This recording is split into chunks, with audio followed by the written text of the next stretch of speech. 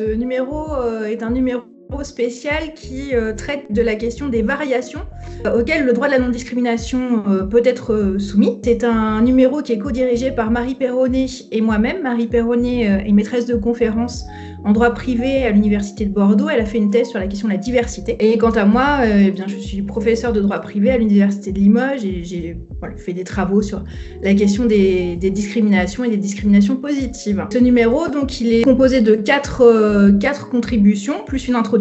Et les 4 contributions sont ventilées en 2 grandes parties importantes. La première sur la question des motifs de discrimination et l'appréhension différentes selon les motifs de discrimination. Et la deuxième partie traite, elle, des problématiques liées à la preuve, une problématique technique mais très importante pour la répression des discriminations.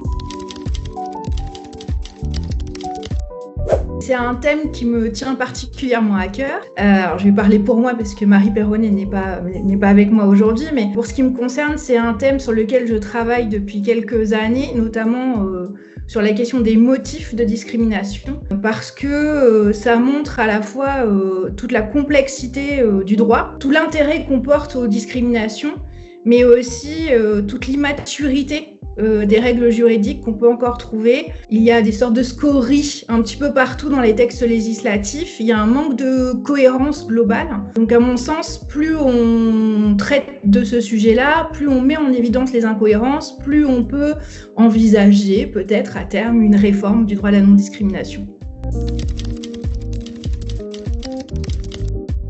Comme je le disais tout à l'heure, l'idée c'est de débusquer un peu toutes les incohérences, tous les manques, tous les dysfonctionnements que peut encore avoir ce droit, même s'il progresse. On ne va pas parler que des éléments négatifs. Pour bien réprimer, il faut d'abord bien comprendre. À mon sens, il faut explorer, travailler sur une phase exploratoire pour débusquer tous ces éléments et pour mettre en place des politiques publiques efficientes. Il faut avoir ça en tête. Et effectivement, on voit qu'il existe déjà des politiques publiques. Pour le coup, les 2 motifs qui ont été analysés dans ce petit volume le démontrent. Et des politiques publiques qui touchent au genre, au sexe, le sexe étant vraiment qualifié de priorité en tous les cas politiques. Et ça se traduit quand même dans des termes juridiques, bien sûr. Ça ne va pas sans dysfonctionnement et sans critique qu'on peut apporter à ce qui est fait, mais en tous les cas, il y a une vraie accroche du droit sur ce motif-là. Et l'âge aussi, le motif de l'âge est souvent utilisé dans le cadre des politiques d'emploi. Mais l'idée de ce thème sur les variations du droit à la non-discrimination, c'est avant tout de bien connaître ce que sont ces thématiques-là, ces variations-là, pour ensuite pouvoir mener des politiques publiques les plus effectives possibles si on souhaite réellement réprimer et empêcher toutes les discriminations.